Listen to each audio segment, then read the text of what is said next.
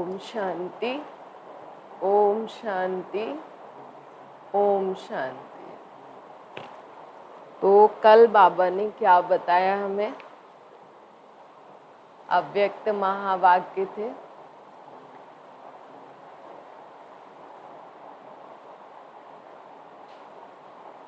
क्या सुनाया बाबा ने?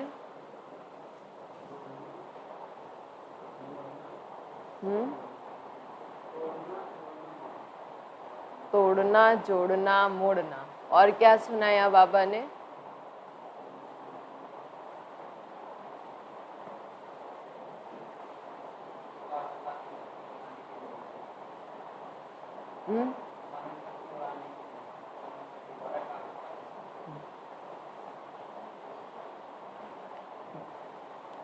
ठीक। बाबा ने कल विशेष अटेंशन दिलाया मनन चिंतन करने पर। आज 31/5/2021 प्रातः मुरली ओम शांति बाप दादा मधुबन। मीठे बच्चे, यह दुनिया कब्रिस्तान होने वाली है, इसलिए इससे दिल नहीं लगाओ, परिस्तान को याद करो। प्रश्न, तुम गरीब बच्चों जैसा खुश नसीब दुनिया में कोई भी नहीं, क्यों? तुम गरीब बच्चों जैसा खुश नसीब दुनिया में कोई भी नहीं, क्यों? उत्तर, क्योंकि तुम गरीब बच्चे ही डायरेक्ट उस बाप के बने हो जिससे सदगति का वर्षा मिलता है। गरीब बच्चे ही पढ़ते हैं। साहूकार यदि थोड़ा पढ़ेंगे भी तो उन्हें बाप की याद मुश्किल से रहेगी। तुम्हें तो अंत में बाप के सिवाय और कुछ भी याद नहीं आएगा, इसलिए तुम सबसे खुशनसीब हो। गीत है, दिल का सहारा टूट न जाए। ओम शांति। बच्चों प्रति बाप समझा रहे हैं और बच्चे समझ रहे हैं कि बरोबर यह जमाना अब कब्रिस्तान बनने वाला है। पहले यह जमाना परिस्तान था, अब पुराना हो गया है, इसलिए इनको कब्रिस्तान कहते हैं। सबको कब्र दाखिल होना है। पुरानी चीज कब्र दाखिल होती है अर्थात मिट्टी में मिल जाती है। यह भी सिर्फ तुम बच्चे ही जानते हो, दुनिया नहीं जानती। कुछ विलायत वालों को मालूम होता है कि कब्र दाखिल होने का समय दिखता है। तुम बच्चे भी जानते हो कि परिस्तान स्थापन करने वाला हमारा बाबा फिर से आया हुआ है। बच्चे यह भी समझते हैं अगर इस कब्रिस्तान से दिल लगाई तो घाटा पड़ जाएगा। अभी तुम बेहद के बाप से बेहद सुख का वर्षा ले रहे हो, सो भी कल्प पहले मुआफिक। यह तुम बच्चों की बुद्धि में हर कदम रहना चाहिए, तो यही मन मना भव है। मन मना भव क्या है? कि बेहद के बाप से बेहद सुख का वर्षा हम ले रहे हैं। बाबा कहते ये भी याद रहे, तो यही क्या है? मन मना भव है। बाप की याद में रहने से ही परिस्तानी बनेंगे। भारत परिस्तान था और खंड परिस्तान नहीं बनते हैं। यह है माया रावण का पौंप। यह थोड़ा समय चलने वाला है। यह है झूठा शो, झूठी माया, झूठी काया है ना। यह पिछाड़ी का भवका है। इनको देखकर समझते हैं स्वर्ग तो अभी है, पहले नरक था। बड़े बड़े मकान बनाते रहते हैं। यह 100 वर्ष का शो है। टेलीफोन, बिजली, एरोप्लेन आदि यह सब 100 वर्ष के अंदर बनते हैं। कितना शो है, इसलिए समझते हैं स्वर्ग तो अभी है। दिल्ली पुरानी क्या थी, अभी नई दिल्ली कैसे अच्छी बनी है, नाम ही रखा है न्यू दिल्ली। बापूजी चाहते थे नई दुनिया राम राज्य हो, परिस्तान हो। यह तो टेम्परेरी पॉम्प है। अभी हम जो देख रहे हैं तो बाबा कहते हैं यह सब टेम्परेरी है, यह टिकाऊ पॉम्प नहीं है। कितने बड़े बड़े मकान, फाउंटेन आदि बनाते हैं, इनको आर्टिफिशियल स्वर्ग कहा जाता है, अल्पकाल के लिए। तुम जानते हो इनका नाम कोई स्वर्ग नहीं है, इनका नाम नरक है। नरक का भी एक शो है। यह है अल्पकाल का शो, यह अभी गया कि गया। 100 साल का शो है, लेकिन 100 साल में भी पूरे 100 साल एक व्यक्ति को वो शो मिलेगा क्या? नहीं मिलेगा। अभी सुख है, अभी तुरंत दुख हो जाएगा। और सतयुग में क्या होता है? सुख है तो है, हर व्यक्ति के जीवन में सुख रहेगा ही जब तक वो जिंदा है, उसकी आयु पूरी नहीं होगी। पर कलयुग में ऐसा नहीं है। आज हम बहुत सुख में हैं, कल पता नहीं क्या हो जाएगा। इसलिए बाबा कहते हैं कि अल्पकाल का शो है। वो 100 साल के शो भी हमको पूरे मिलने वाले नहीं हैं। अब बाप बच्चों को कहते हैं, एक तो शांति धाम को याद करो। सब मनुष्य मात्र शांति को ढूंढते रहते हैं, कहाँ से शांति मिलेगी? अब यह सवाल तो सारी दुनिया का है कि दुनिया में शांति कैसे हो। मनुष्यों को यह पता नहीं कि हम वास्तव में शांति धाम के रहने वाले हैं। हम आत्माएं शांति धाम में शांत रहती हैं, फिर यहाँ आती हैं पाठ बजाने। सो भी तुम बच्चों को मालूम है, अभी तुम पुरुषार्थ कर रहे हो सुख धाम जाने वाया शांति धाम। हर एक की बुद्धि में है हम आत्माएं अभी जाएंगी अपने घर शांति धाम। यहाँ तो शांति की बात हो नहीं सकती, यह है ही दुख धाम। सतयुग पावन दुनिया, कलयुग है पतित दुनिया। इन बातों की समझ अभी तुम बच्चों को आई है। दुनिया वाले तो कुछ भी नहीं जानते हैं। तुम्हारी बुद्धि में आया है बेहद का बाप हमको सृष्टि चक्र के आदि मध्य अंत का राज समझाते हैं। फिर कैसे धर्म स्थापक आकर धर्म स्थापन करते हैं।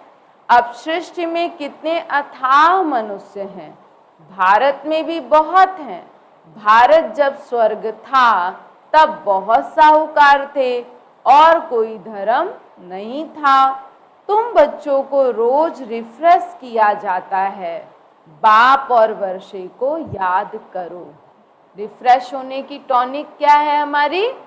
बाप और वर्षे को याद करना है, तो रोज हम रिफ्रेश होते हैं। अब सृष्टि में कितने अथाह मनुष्य हैं, भारत में भी बहुत हैं। भारत जब स्वर्ग था तब बहुत साहूकार थे। भक्ति मार्ग में भी यह चला आता है। हमेशा अंगुली दिखाते हैं कि परमात्मा को याद करो। परमात्मा अथवा अल्लाह वहाँ है, परंतु सिर्फ ऐसे ही याद करने से कुछ होता थोड़े ही है। उनको यह भी पता नहीं है कि याद से क्या फायदा होगा, उनके साथ हमारा क्या संबंध है, जानते ही नहीं। दुख के समय पुकारते हैं हे राम, आत्मा याद करती है, परंतु उनको यह पता नहीं है कि सुख शांति किसको कहा जाता है। तुम्हारी बुद्धि में आता है कि हम सब एक बाप की संतान हैं, तो फिर दुख क्यों होना चाहिए? बेहद के बाप से सदा सुख का वर्षा मिलना चाहिए। यह भी चित्र में क्लियर है। भगवान है ही स्वर्ग की स्थापना करने वाला, हेवनली गॉड फादर। वह आते भी भारत में ही हैं परंतु यह कोई समझते नहीं है। देवी देवता धर्म की स्थापना जरूर संगम पर ही होगी, सतयुग में कैसे होगी, परंतु यह बातें दूसरे धर्म वाले जानते नहीं। यह तो बाप ही नॉलेजफुल है, समझाते हैं आदि सनातन देवी देवता धर्म कैसे स्थापन हुआ। सतयुग की आयु लाखों वर्ष कहने से बहुत दूर कर देते हैं। क्या बता दिया सतयुग को? लाखों वर्ष, तो बहुत दूर हो जाते हैं, फिर हम याद भी नहीं करना चाहते उन बातों को। जैसे आजकल के बच्चे देवी देवताओं की पूजा करना पसंद नहीं करते, क्योंकि वो बुद्धि से बहुत तेज हैं, वो परंपरा को फॉलो नहीं करना चाहते हैं जब तक उनको कोई लॉजिकल आंसर नहीं मिले, बोर होते हैं, क्लियर इंफॉर्मेशन, क्लियर नॉलेज ना होने के कारण।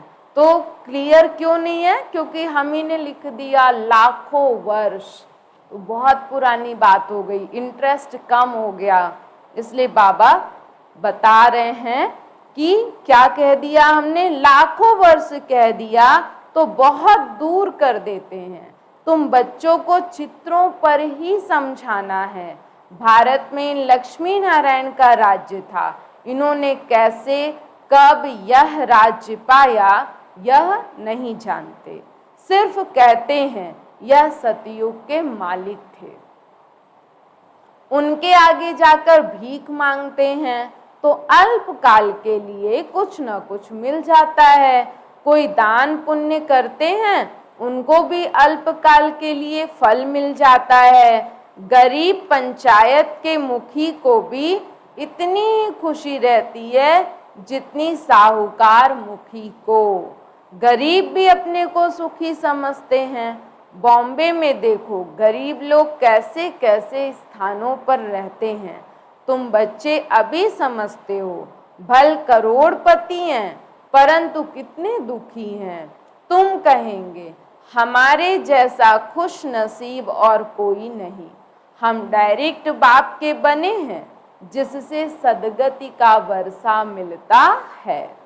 बड़े बड़े आदमी कभी भी ऊंच पद पा ना सके, जो गरीब हैं वह साहूकार बन जाते हैं। क्यों नहीं पाएंगे ऊंच पद साहूकार? ज्ञान तो ले लिया पर वो बाबा को याद नहीं करते हैं, इसलिए।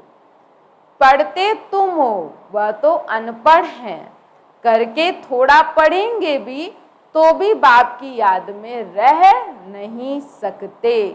अंत में तुमको सिवाय बाप के और कुछ भी याद नहीं रहना है। जानते हो यह सब कब्रिस्तान होना है। बुद्धि में रहना चाहिए यह जो हम धंधा आदि करते हैं थोड़े समय के लिए है। धनवान लोग धर्मशालाएं आदि बनाते हैं, वह कोई धंधे के लिए नहीं बनाते हैं। जहाँ तीर्थ वहाँ धर्मशालाएं नहीं हो तो कहाँ रहें। इसलिए साहूकार लोग धर्मशालाएं बनाते हैं। ऐसे नहीं कि व्यापारी लोग आकर व्यापार करेंगे। धर्मशाला तीर्थ स्थानों पर बनाई जाती है। अब तुम्हारा सेंटर बड़े से बड़ा तीर्थ है। तुम्हारे सेंटर्स जहाँ जहाँ हैं वे बड़े से बड़े तीर्थ हैं, जहाँ से मनुष्य को सुख शांति मिलती है। तुम्हारी यह गीता पाठशाला बड़ी है, यह सोर्स ऑफ इनकम है, इससे तुम्हारी बहुत आमदनी होती है। तुम बच्चों के लिए यह भी धर्मशाला है, बड़े से बड़ा तीर्थ है। तुम बेहद के बाप से बेहद का वर्षा लेते हो। इस जैसा बड़े से बड़ा तीर्थ कोई होता नहीं। उन तीर्थों पर जाने से तो तुमको कुछ भी मिलता नहीं, यह भी तुम समझते हो। भक्त लोग बड़े प्रेम से मंदिर आदि में चरणामृत लेते हैं, समझते हैं उनसे हमारा हृदय पवित्र होगा, परंतु वह तो पानी है। यहाँ तो बाप कहते हैं मुझे याद करो तो वर्षा मिलेगा। अभी बेहद के बाप से तुमको अविनाशी ज्ञान रत्नों का खजाना मिलता है। अक्सर करके शंकर के पास जाते हैं, समझते हैं अमरनाथ ने पार्वती को कथा सुनाई, तब कहते हैं भर दे झोली। तुम अविनाशी ज्ञान रत्नों से झोली भरते हो, बाकी अमरनाथ कोई एक को थोड़े ही बैठकर कथा सुनाएगा, जरूर बहुत होंगे और वह भी मृत्यु लोक में ही होंगे। तब तो अमरपुरी में ले जाने के लिए कथा सुनाई जा रही है ना। सूक्ष्म वतन में तो कथा सुनाने की दरकार ही नहीं है। कुंभ के मेले पर अनेक तीर्थ बनाए हैं, साधु संत महात्मा आदि ढेर जाते हैं। अमरनाथ पर लाखों आदमी जाते हैं। कुंभ के मेले पर गंगा स्नान करने सब जास्ती जाते हैं, समझते हैं हम पावन बनेंगे। वास्तव में कुंभ का मेला यह है, वह मेले तो जन्म जन्मांतर करते आए, परंतु बाप कहते हैं इससे वापस अपने घर कोई भी जा नहीं सकते, क्योंकि जब आत्मा पवित्र बने तब जा सके। परंतु अपवित्र होने के कारण सबके पंख टूटे हुए हैं। आत्मा को पंख मिले हैं, योग में रहने से आत्मा सबसे तीखी उड़ती है। कोई का हिसाब किताब लंदन में अमेरिका में होगा तो झट उड़ेंगे, वहां सेकंड में पहुंच जाते हैं।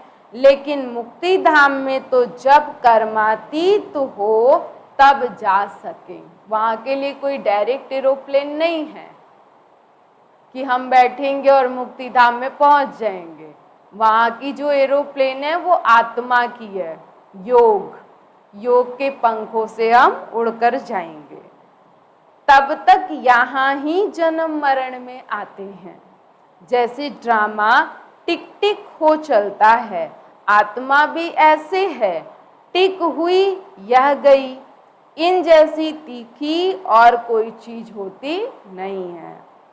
ढेर की ढेर सब आत्माएं मूल वतन में जाने वाली हैं। आत्मा को कहाँ का कहाँ पहुँचने में देरी नहीं लगती है। मनुष्य यह बातें समझते नहीं है। तुम बच्चों की बुद्धि में आता है कि नई दुनिया में जरूर थोड़ी आत्माएं होंगी और वहां बहुत सुखी होंगी। वही आत्माएं अब 84 जन्म भोग बहुत दुखी हुई हैं। तुमको सारे चक्र का मालूम पड़ा है, तुम्हारी बुद्धि चलती है और कोई मनुष्य मात्र की बुद्धि नहीं चलती है। हमारी बुद्धि क्यों चलती है? क्योंकि बाबा ने हमें सारा ज्ञान समझाया है। प्रजापिता ब्रह्मा भी गाया हुआ है, कल्प पहले भी तुम ऐसे ही ब्रह्मा कुमार कुमारी बने थे। तुम जानते हो कि हम प्रजापिता ब्रह्मा के बच्चे हैं। हमारे द्वारा बाबा स्वर्ग की स्थापना करा रहे हैं। जब नंबरवार पुरुषार्थ अनुसार लायक बन जाएंगे तो फिर पुरानी दुनिया का विनाश होगा। कब होगा विनाश? नंबरवार पुरुषार्थ अनुसार लायक बन जाएंगे। लायक बनने में भी क्या है? कैटेगरी है। वहाँ भी परसेंटेज में ही लायक बनेंगे। कोई 100%, कोई 99, कोई 95, कोई 80%। नंबरवार पुरुषार्थ अनुसार लायक बन जाएंगे, तब इस पुरानी दुनिया का क्या होगा? विनाश हो जाएगा। त्रिमूर्ति भी यहाँ ही गाया हुआ है। त्रिमूर्ति का चित्र भी रखते हैं, उसमें शिव को दिखाते नहीं। कहा भी जाता है ब्रह्मा द्वारा स्थापना कौन कराते हैं? शिव बाबा। विष्णु द्वारा पालना। तुम ब्राह्मण अभी लायक बन रहे हो देवता बनने के लिए। अभी तुम वह पाठ बजा रहे हो कल्प के बाद फिर बजाएंगे। तुम पवित्र बनते हो, कहते हो बाबा का फरमान है, काम रूपी शत्रु को जीतो, मामेकम याद करो। बहुत सहज है। भक्ति मार्ग में तुम बच्चों ने बहुत दुख देखे हैं, करके थोड़ा सुख है तो भी अल्पकाल के लिए। भक्ति में साक्षात्कार होता है, सो भी अल्पकाल के लिए तुम्हारी आश पूरी होती है। अल्पकाल मतलब सिर्फ एक जन्म, जन्मों जन्म नहीं मिलेगा। यह साक्षात्कार होता है, वह भी मैं कराता हूँ। साक्षात्कार होता है वो भी मैं कराता हूँ। ड्रामा में नूंद है, जो पास्ट हुआ second by second. Drama shoot किया हुआ है, ऐसे नहीं कहते हैं अब शूट हुआ, नहीं, यह तो अनादि बना बनाया ड्रामा है। जितने भी एक्टर्स हैं सबका पार्ट अविनाशी है। क्या है? अविनाशी, मतलब वो खत्म नहीं हो सकता और ना ही उस पर कोई हेर फेर हो सकती है। जिसका जो पाठ है वो कल्प कल्प वही पाठ बजाएगा। मोक्ष को कोई नहीं पाते हैं। सन्यासी लोग कहते हैं हम लीन हो जाते हैं। बाप समझाते हैं तुम अविनाशी आत्मा हो। मोक्ष मतलब कि हम वापस इस शरीर में आए ही ना, मृत्यु लोक में जन्म ही ना लें, उसे मोक्ष कहते हैं सन्यासी लोग। बाबा क्या कहते हैं? मोक्ष किसी को मिलता ही नहीं है। 5000 का ड्रामा फिक्स है, हर आत्मा को अपना अपना पाठ बजाना है। आत्मा बिंदी है, इतनी छोटी सी बिंदी में 84 जन्मों का पाठ नूधा हुआ है। यह चक्र चलता ही रहता है। जो पहले पहले पाठ बजाने आते हैं वही 84 जन्म लेते हैं। सब तो ले न सके, तुम्हारे सिवाय और कोई की बुद्धि में यह नॉलेज नहीं है। ज्ञान का सागर एक ही बाप है।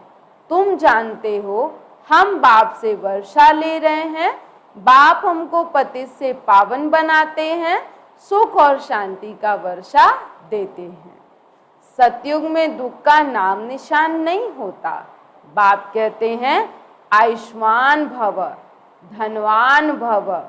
निवृत्ति मार्ग वाले ऐसी आशीर्वाद दे न सके। तुम बच्चों को बाप से वर्षा मिल रहा है। सतयुग त्रेता है सुखधाम, फिर दुख कैसे होता है यह भी कोई नहीं जानते। देवताएं वाम मार्ग में कैसे जाते हैं वह निशानियां हैं। जगन्नाथपुरी में देवताओं के चित्र ताज आदि पहने हुए दिखाते हैं, फिर गंदे चित्र भी बनाए हैं, इसलिए उनकी मूर्ति भी काली रखी है, जिससे सिद्ध होता है देवताएं वाम मार्ग में जाते हैं तो अंत में बिल्कुल काले बन पड़ते हैं। कितनी गहरे राज की मूर्ति को काला क्यों बनाया? क्योंकि देवताएं नीचे उतरे कलाओं में। अभी तुम जानते हो भारत कितना सुंदर था, फिर तमो प्रधान बनना ही है ड्रामा प्लान अनुसार। अभी संगम पर तुमको यह नॉलेज है, बाप है नॉलेजफुल। तुम्हारा एक ही बाप, टीचर, गुरु तीनों है। यह सदैव बुद्धि में रहे। शिव बाबा हमको पढ़ाते हैं, यह बेहद की पढ़ाई है जिससे तुम नॉलेजफुल बन गए हो। कौन पढ़ाता है हमको? शिव बाबा। तुम सब कुछ जानते हो। वह कहते हैं सर्वव्यापी हैं, तुम कहते हो वह पतित पावन है। वो क्या कहते हैं? सर्वव्यापी। हम क्या कहते हैं? पतित पावन। यानी जब हम पतित होते हैं तब ही पावन बनाने कल्प में एक बार बाबा इस धरा पर अवतरित होते हैं। जो बाप के पास है वो तुमको सिखाते हैं। तुम भी सबको यह बताते हो बाप बाप को याद करो तो 21 जन्मों के लिए वर्षा मिलेगा। अच्छा, मीठे मीठे सिकिल दे बच्चों प्रति माता पिता बाप दादा का याद प्यार और गुड मॉर्निंग। रूहानी बाप की रूहानी बच्चों को नमस्ते। हम सब रूहानी बच्चों की रूहानी माता पिता बाप दादा को याद प्यार गुड मॉर्निंग, नमस्ते नमस्ते नमस्ते। धारणा के लिए मुख्य सार है, फर्स्ट पॉइंट, स्वयं रिफ्रेश रहकर औरों को रिफ्रेश करने के लिए बाप और वर्षे की याद में रहना है और सबको याद दिलाना है। याद में रहना भी है और दूसरों को भी याद दिलाना है। सेकंड पॉइंट, इस पुरानी दुनिया से, इस कब्रिस्तान से दिल नहीं लगानी है। शांति धाम सुख धाम को याद करना है, स्वयं को देवता बनने के लायक बनाना है। वरदान, नशे और निशाने की स्मृति से सर्व कर्मेंद्रियों को ऑर्डर प्रमाण चलाने वाले ताज व तख्त नशीन भव। नशे और निशाने की स्मृति से सर्व कर्मेंद्रियों को ऑर्डर प्रमाण चलाने वाले ताज व तख्त नशीन भव। विस्तार है, संगम युग पर बाप दादा द्वारा सभी बच्चों को ताज और तख्त प्राप्त होता है। प्योरिटी का भी ताज है तो जिम्मेवारियों का भी ताज है। अकाल तख्त भी है तो दिल तख्त नशीन भी हो। जब ऐसे डबल ताज और तख्त नशीन बनते हो तो नशा और निशाना स्वतः याद रहता है। फिर यह कर्मेंद्रियां जी हजूर करती हैं तो ताज व तख्त छोड़ देते हैं। उनका ऑर्डर कोई भी कारोबारी नहीं मानते हैं। स्लोगन है, कमजोर संकल्प ही प्रसन्न चित्त के बजाय प्रश्न चित्त बना देते हैं। कमजोर संकल्प ही प्रसन्न चित्त के बजाय प्रश्न चित्त बना देते हैं। ओम शांति। आज की हेडलाइन है, मीठे बच्चे, यह दुनिया कब्रिस्तान होने वाली है, इसलिए इससे दिल नहीं लगाओ, परिस्तान को याद करो। प्रश्न, तुम गरीब बच्चों जैसा खुश नसीब दुनिया में कोई भी नहीं, क्यों? उत्तर, क्योंकि तुम गरीब बच्चे ही डायरेक्ट उस बाप के बने हो जिससे सदगति का वर्षा मिलता है। गरीब बच्चे ही पढ़ते हैं। साहूकार यदि थोड़ा पढ़ेंगे भी तो उन्हें बाप की याद मुश्किल से रहेगी। तुम्हें तो अंत में बाप के सिवाय और कुछ भी याद नहीं आएगा, इसलिए तुम सबसे खुशनसीब हो। ओम शांति।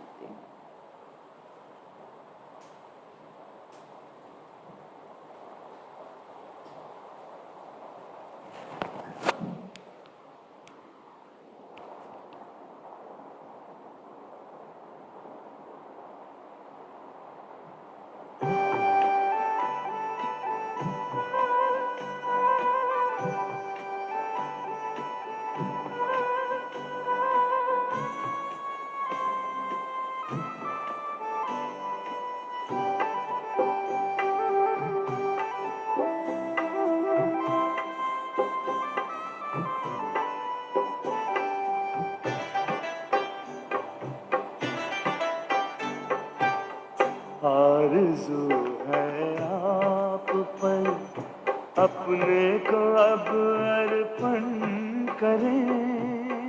आरज़ू है आप पर अपने को अब अर्पण करें।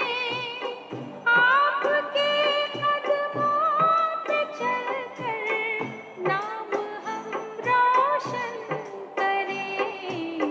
आरज़ू है आप पर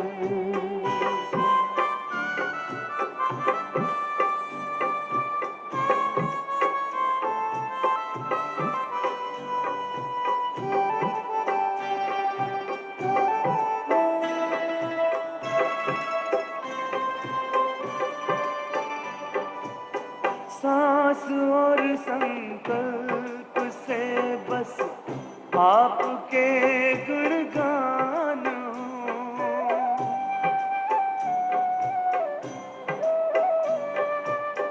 स्वप्न में भी तन का कोई मानना अभिमान हो, मानना अभिमान हो। लोकहित का ध्यान हो, कल्याण में चिंतन करें, आपके कदमों पे चलकर नाम हम रोशन करें। आरज़ू है आप पर।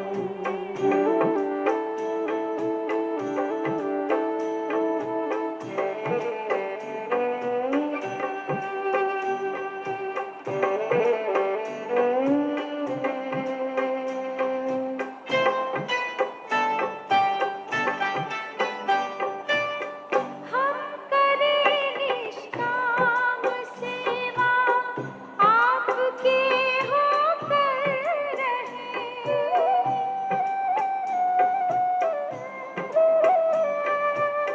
मन वचन और कर्म अपने सेवा में तत्पर रहें, सेवा में तत्पर रहें। दिल के दर्पण से सभी नित आपका दर्शन करें, आपके कदमों पे चलकर नाम हम रोशन करें। आरज़ू